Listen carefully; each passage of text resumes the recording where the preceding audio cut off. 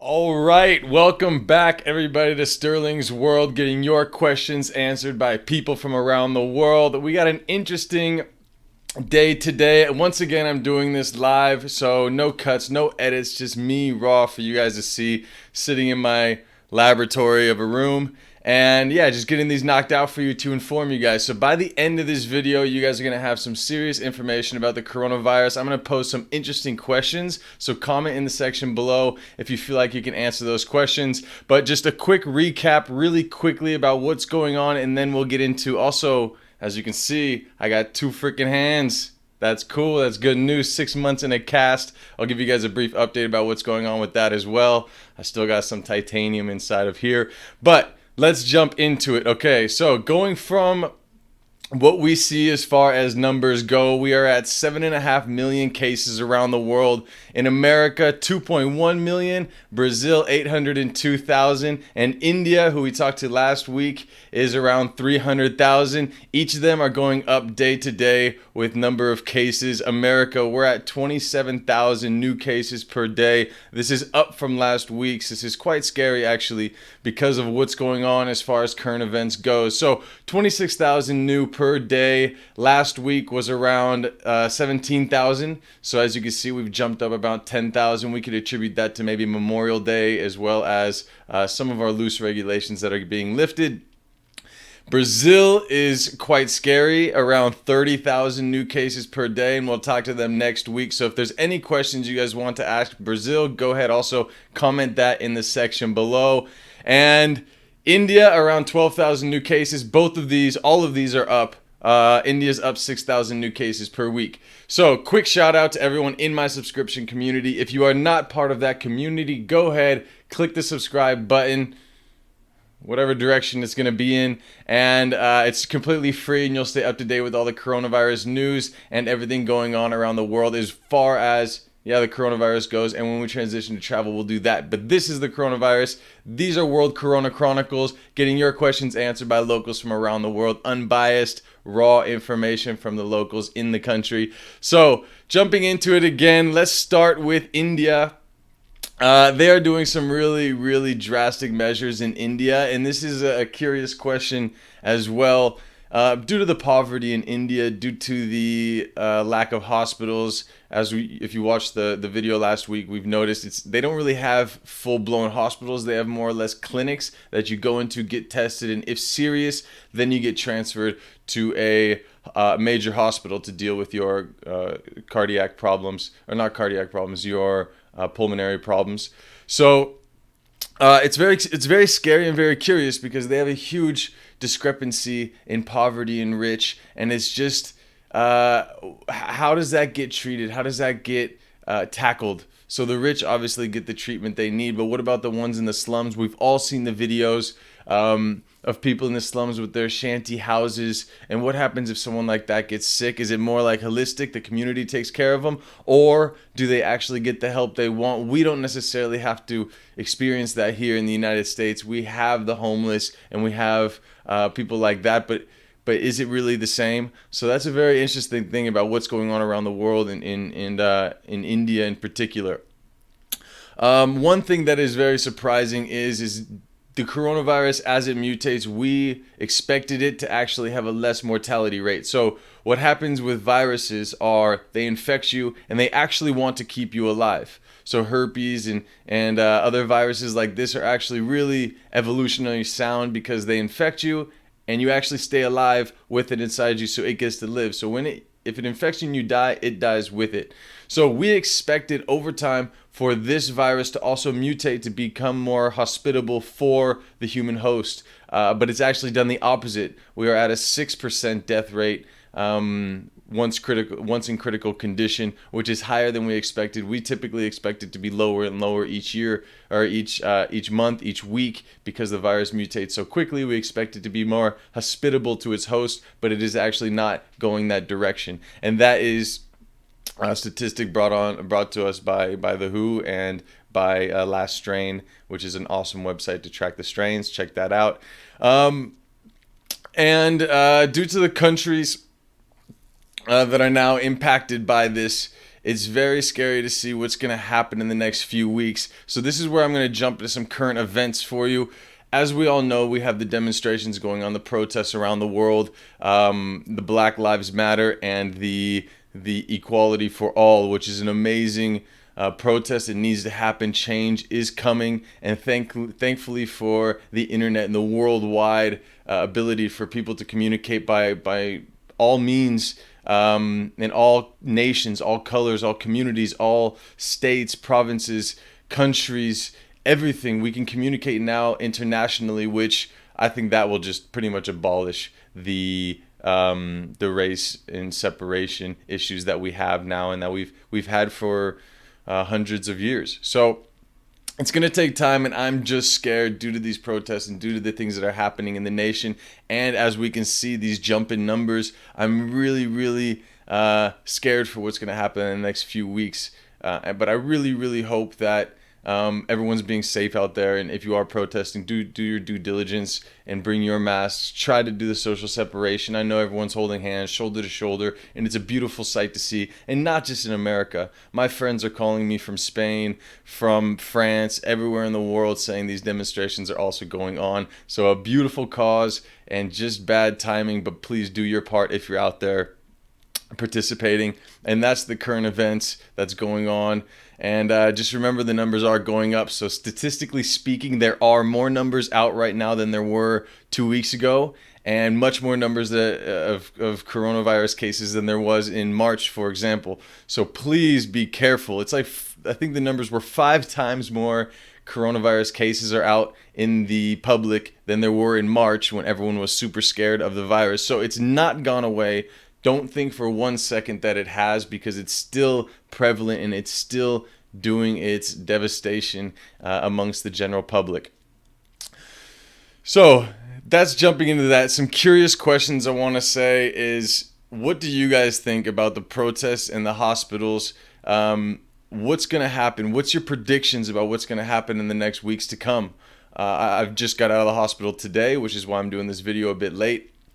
I just got out of the hospital today, and I was asking everyone I can come in contact with, from the person taking my cast off to my doctor, how are the emergency rooms? How are the critical care units? How are the ventilation support systems? Are they in place? Are they ready? People say yes, they are ready. Everyone I asked said they are ready, but hospitals are filling up. They are filling up, and this is in light of the protests. So they happened a week ago, so we haven't even felt the impact of the masses of people gathering together. All we have, the cases are going up, and all we have to reference is the opening of businesses and people coming into general contact with each other. But now, with these mass scale people interactions, it's very scary to see what's going to happen, and we will see what happens. So I want to know what you think is going to happen in the next week or two with that. And then another question is due to that increase in numbers, what are you willing to do? Are you willing to go back to lockdown if it gets out of control?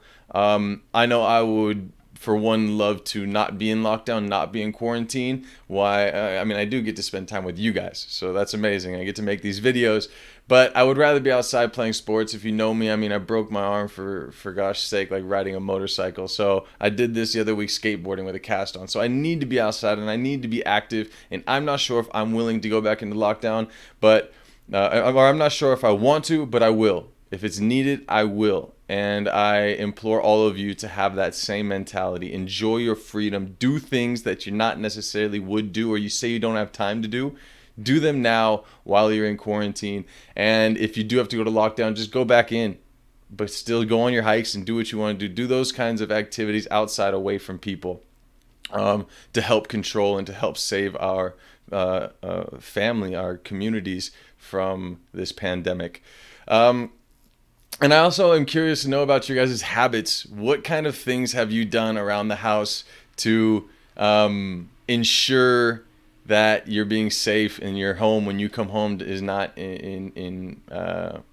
is not a house with the infection in it? For example, I went to the hospital today. I made sure I take my shoes off every time we get a package. And my friend Melvin just moved in with us. It's so funny because we have these new rules, and at first we were like, Melvin, we came up with some awesome ways to prevent this virus, and he had to adjust. And now it's like second nature for all of us. We get the package, we bring it outside, we spray it down, we leave it in the sun for 30 minutes, we bring it in, we open it, we take the stuff out. We have this whole system. Even when we buy groceries, we box them up at Costco, separating the perishable and non-perishable groceries so that we can leave the non-perishable ones outside in the sun for a day, and then have the perishable ones, we only leave them out there for 30 minutes in the sun, in the direct sunlight. Because if you don't know, you are now learning this.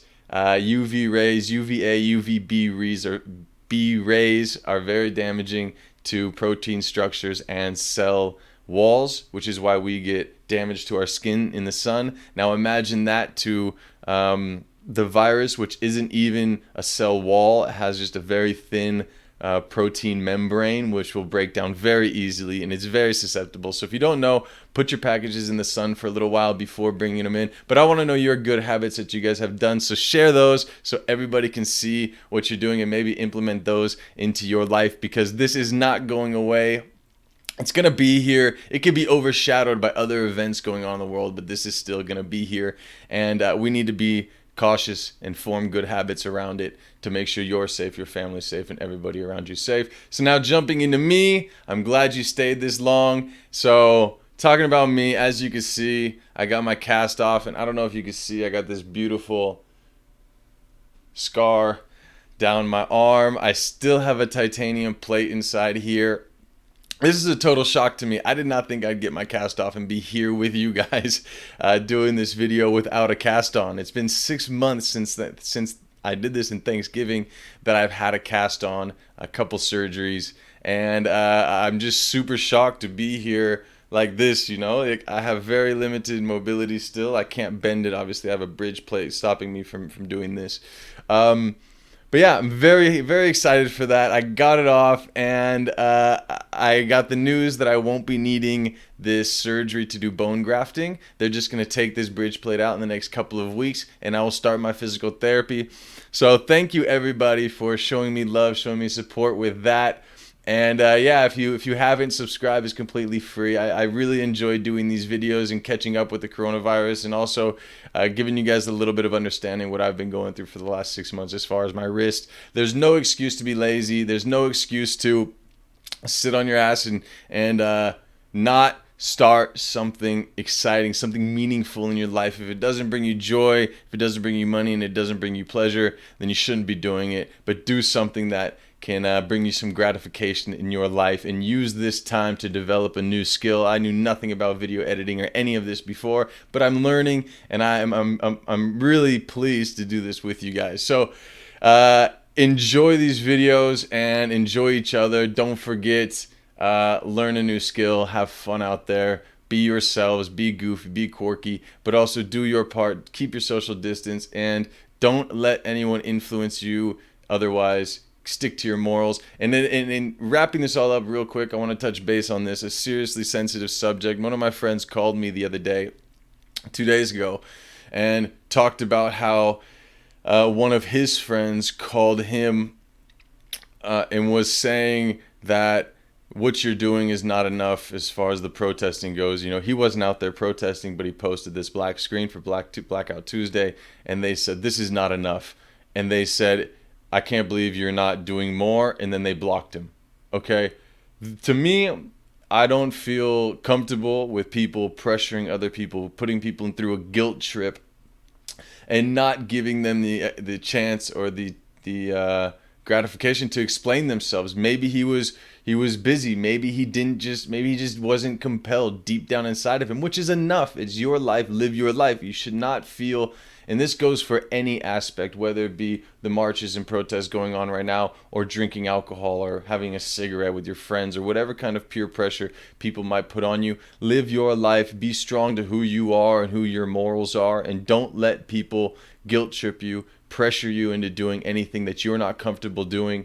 My friend's a beautiful person, and I know that he cares about all kinds of people in different ethnicities and communities, and he's of a minority as well. So I just don't feel like that is the right approach, especially if someone is your friend. So your friends shouldn't do that to you. Stay strong to your morals, be yourself, and guys, spread love, spread joy, and I hope you're finding value in these videos.